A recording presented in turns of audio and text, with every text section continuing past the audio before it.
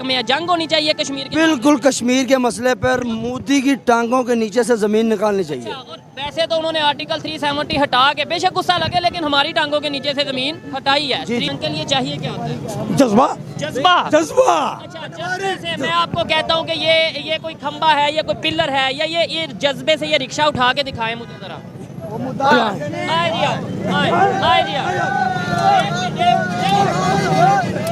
ठीक है जी, उठा दिया।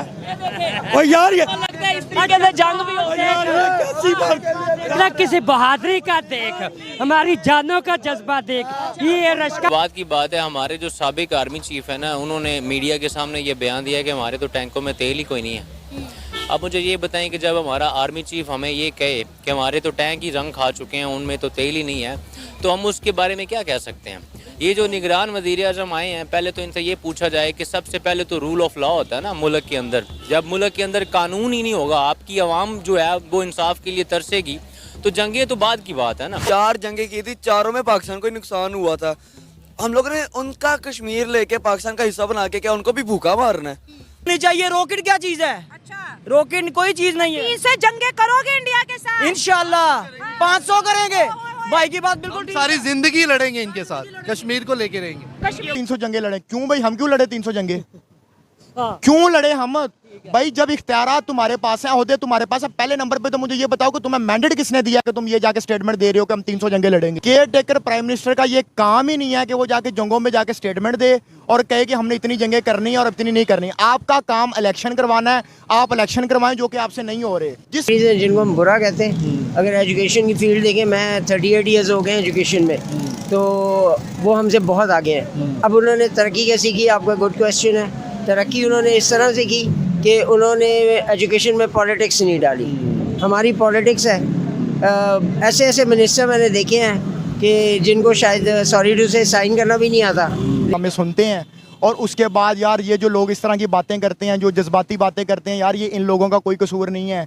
ये सिर्फ और सिर्फ हमारे मुल्लों, हमारे डिक्टेटर्स और हमारे so called dummy prime ministers को बातें सुन के उनका ये हाल हुआ है। उनका खुद का कोई कसूर नहीं है।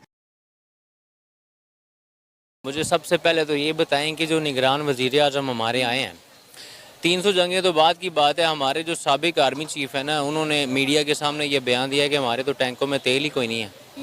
अब मुझे ये बताएं कि जब हमारा आर्मी चीफ हमें ये कहे कि हमारे तो टैंक ही रंग खा चुके हैं, उनमें तो तेल ही नहीं है, तो हम उसके बारे में क्या कह सकते हैं? ये जो निगरान वज़ीर आज़म आए हैं, पहले तो इनसे ये पूछा जाए कि सबसे पहले तो रूल ऑफ लॉ होता है ना मुल्क के अंदर। जब मुल्क के अंदर कानून ही नहीं होगा, आपकी आवाम जो है वो इंसाफ के लिए तरसेगी, तो जंगें तो बाद की बात है ना। पहले तो ये है कि 30 दिनों में, 3 महीने में, 90 दिनों में इलेक्शन होने थे, वो इलेक्शन तो हुए नहीं। जंगें तो बाद में लड़ी जाएंगी ना। पहले तो अपने मुल्क में आप इंसाफ दें लोगों को। आपने असम्बलियाँ डिज़ोल्व की, आज 6 महीने हो चले हैं, निगरान सेटअप बैठा है, आप ये किस कानून के तहत बैठ के ये बयानबाजी कर रहे हैं? इनका तो ये राइट ही नहीं बनता बयान देना। इनका राइट बनता है 3 महीने के अंदर सिर्फ इलेक्शन करवाने। वो काम तो इन्होंने किया नहीं है। अब रह गई बात 300 जंगों की। मुझे आप ये बताएं कि जंगें वो कौम लड़ती हैं जो एक कौम हो। आज हमारी कौम कहाँ खड़ी है?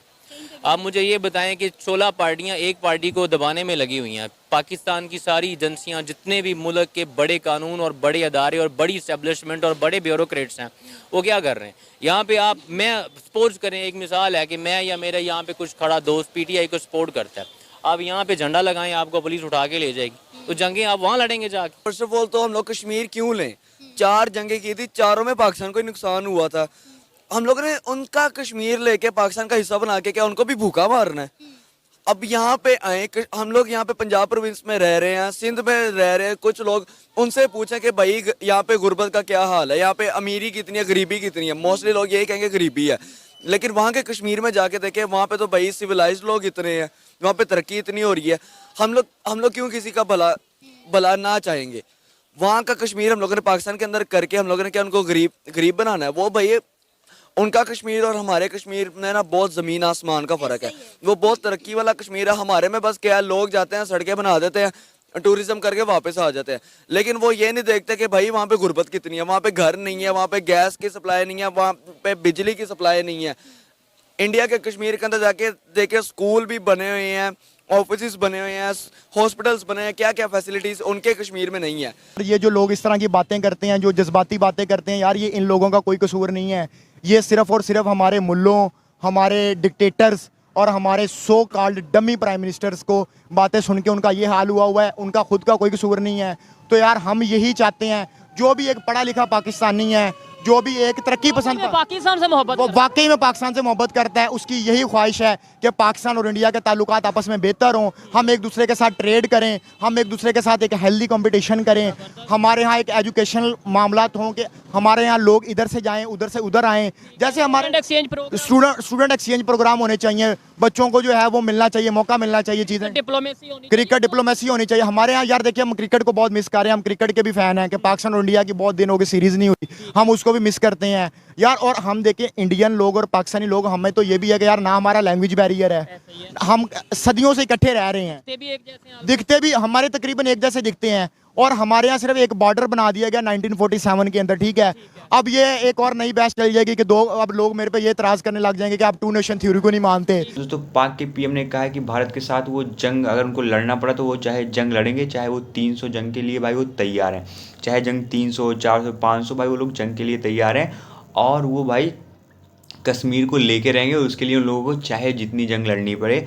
और भाई वहाँ के आर्मी चीफ ने कहा है कि उनके पास भाई तेल नहीं, डीजल नहीं है कि वो लोग टैंकों में डाल के चला पाएँ, और भाई वो लोग लड़ने की बात कर रहे हैं। और वहाँ की आवाम भाई जो पढ़ी लिखी है वो कह रही कि भाई हम लोग को जंग नहीं चाहिए, हम लोग को भाई इंडिया से दोस्ती चाहिए। और जो वहाँ के जाहिल जो गवार हैं, जो भाई इस्लामिक के प्रति हैं, वो लोग कह रहे हैं कि भाई हमको चाहिए ज़मीन चाहिए डायरेक्ट, और हमको भाई लड़ना है। और भाई उनको कश्मीर चाहिए, जो कि भाई अपना भाई गुजारा हो नहीं पा रहा है, अपना खा पी नहीं पा रहे हैं, लेकिन उन लोगों को कश्मीर चाहिए, ठीक है। और भाई इसी को देख के पाकिस्तान की आवाम, मतलब जो भी काफ़ी लोग थे वो लोग भाई पढ़े लिखे गंवार हैं, वो लोग को तो कुछ पता रहता है नहीं भाई, क्योंकि अधिकतर परसेंट मतलब 60-70% लोग तो भाई वहाँ पे तो भाई जहीदी लोग रहते हैं कि भाई अपने मतलब उसके लिए हैं कि भाई जो इस्लामिक में है वही ठीक है और बाकी सब कुछ भाई झूठा है। और भाई इसी को मानते वो लोग अभी भी चले आ रहे हैं। और भाई अभी तक इंडिया से इतनी जंग हो चुकी है, 3-4 जंग हो चुकी भाई, तब भी नहीं जीते। और वो लोग कह रहे हैं कि आगे चाहे 300-400 जंग हो, हम लोग लड़ेंगे और कश्मीर को लेके रहेंगे, जो कि भाई उनके बस की बात नहीं है। तो आप पाकिस्तान पब्लिक रिएक्शन देख चुके हैं। अगर आपको वीडियो अच्छा लगा तो please like, subscribe and comment करिएगा। और आपको मिलते हैं अगले नेक्स्ट वीडियो में, तब तक के लिए टाटा बाय बाय।